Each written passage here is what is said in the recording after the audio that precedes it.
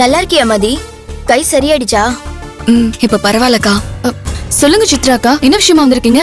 அது ஒண்ணும் இல்ல, பைந்தமிழன் சார் உனக்காக ஃபாரின்ல வேலை ரெடி பண்ணிருக்காரா?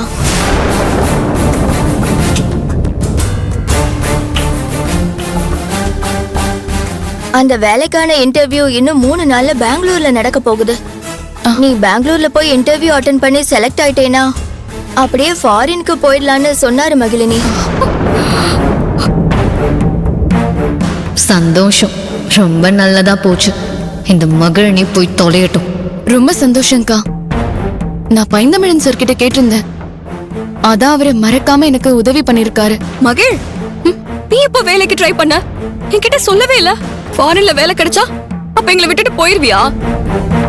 என்ன விளையாடுறியா? அவளே போய் தொலைறங்கிறா, இவ எதுக்கு தடுக்கிறா? மதி, ஃபாரினுக்கு வேலைக்கு போறது நல்ல விஷயம் தானே, அது எதுக்கு வேணான்னு சொல்ற? மகிழினி தாராளமா ஃபாரின் போய் செட்டில் ஆகட்டும். அப்படியே வரும்போது எனக்கு ஃபாரின். வாங்க சித்ரா, எங்க வேலையில ஜாயின் பண்ணிருக்கீங்க? வணக்கம் சார், நான் பைந்தமிழன் சார் ஹாஸ்பிட்டல்ல வேலைக்கு ஜாயின் பண்ணிட்டேன். ஓ, மகிழினி தான் வேலைக்கு சேர்த்து விட்டா. ஆதி, மகிழ் ஃபாரினுக்கு போக போறாளாம். அதுக்கு பெங்களூர்ல போய் இன்டர்வியூ அட்டெண்ட் பண்ணணுமா? என்ன ஆதி, மகிழ் நீ போக போறேன்னு சொல்ற, நீ எதுவுமே சொல்லாம இருக்கே. இதுல நான் என்ன மதி சொல்றது? மகிழினி வேலைக்கு போறேன்னு சொல்றது அவளோட விருப்பம். அவளை எப்படி நான் போக கூடாதுன்னு சொல்ல முடியும்?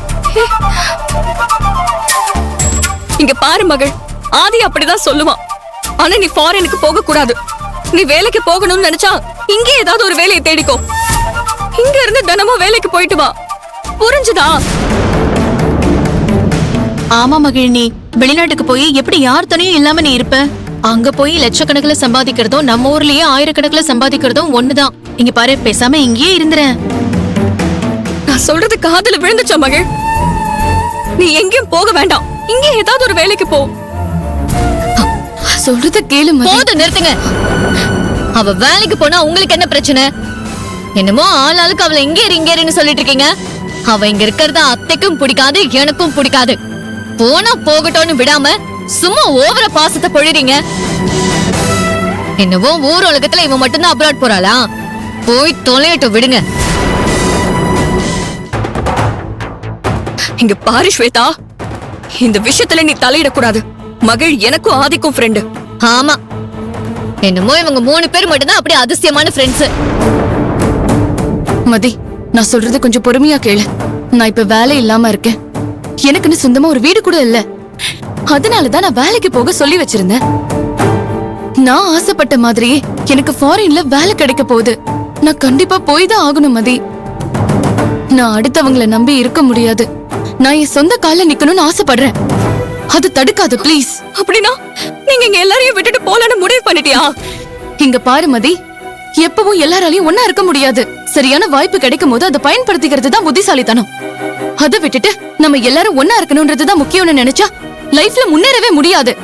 சும்மா பிடிவாதம் பிடிக்காத, யதார்த்தத்தை புரிஞ்சு நடந்துக்கோ. இல்ல மகிழ், நீ பேசுற விதமே சரியில்லை. மனசுல ஏதோ ஒரு காரணத்தை வச்சுட்டுதான் இங்க இருந்து போகணும்னு முடிவு பண்ணிருக்க. அந்த காரணம் என்னன்னு சொல்லு. கோவில்ல வச்சு உன் மனசுல இருக்கிற உண்மையை நீ சொல்லுவேன்னு நான் எதிர்பார்த்தேன். ஆனா அது நடக்காமலே போயிடுச்சு. இப்ப நீ இங்க இருக்க. எப்ப வேணாலும் உன்கிட்ட இருந்து அந்த விஷயத்தை தெரிஞ்சுக்கலாம்னு நினைச்சேன். ஆனா நீ என்கிட்ட இருந்து தப்பிச்சு போக பாக்குற. அப்படின்னா உன் மனசுல ஏதோ தப்பு இருக்குன்னு தானே அர்த்தம். மதி, நான் அவ்வளவு தூரம் சொல்லி எதுக்கு நீ மகிழினி கிட்ட அதே விஷயத்தை பத்தி பேசிட்டு இருக்க? அவ இங்க இருக்கிறதும் போறதும் அவளோட விருப்பம். மகிழினி எங்க இருந்தாலும் அவ நல்லா இருந்தா அதுவே போதும். என்ன ஆதி பேசுற? அவ மனசுல ஏதோ நீ இருக்கு.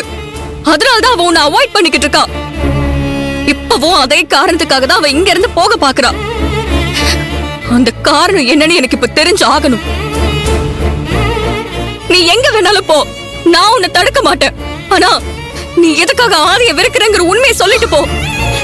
நான் எத்தனை தடவை சொல்லிருக்கேன், எதுக்கு திரும்ப திரும்ப அதே கேட்டுட்டு இருக்க? நீ சொல்லாம நான் உன்னை எங்கேயும் போக விட மாட்டேன்டி. இதுக்கு மேல மகிழினி பத்தி சொல்லாம இருக்கிறது தப்பாயிடுமே. என்ன பண்ணலாம்? மகிழினி ஆதிசார வெறுத்ததுக்கான காரணம் எனக்கு தெரியும்.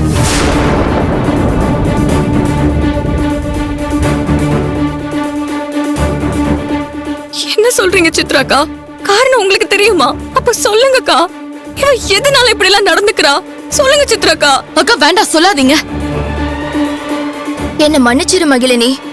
இந்த உண்மை தெரியக்கூடாதுன்னு தானே நீ அனாதை மாதிரி இங்க இருக்க. நீ எங்கேயும் போக கூடாது மகிழ். சித்ராக்கா வேண்டாம் சொல்லாதீங்க. நீ பேசாம இரு மகிழினி.